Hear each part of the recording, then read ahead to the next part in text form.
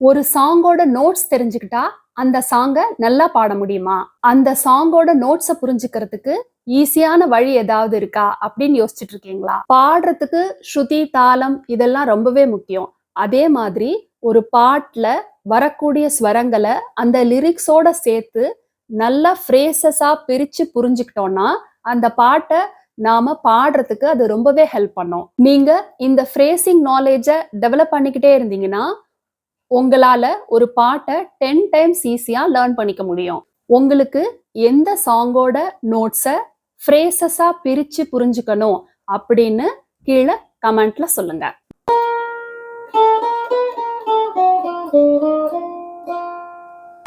காதல் கவிதைகள் படித்திடும் நேரம் இதழோரம் சாணி சரி சாணி தப கம பாப்பா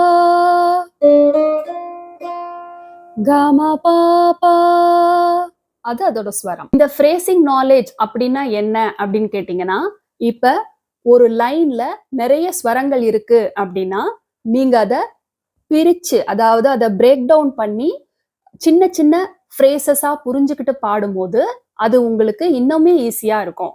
உங்களால ஒரு பாட்ட கேட்கும்போதே, அதோட லிரிக்ஸ்க்கு ஏத்த மாதிரி உங்களால ஃப்ரேஸ் பண்ண முடியும். இந்த மாதிரி சின்ன சின்ன ஃப்ரேஸா பிரிச்சு புரிஞ்சுக்கிறத நாம பேசிக்லயே, பிகினர் ஸ்டேஜ்லயே நாம இம்ப்ரூவ் பண்ணிக்கணும்.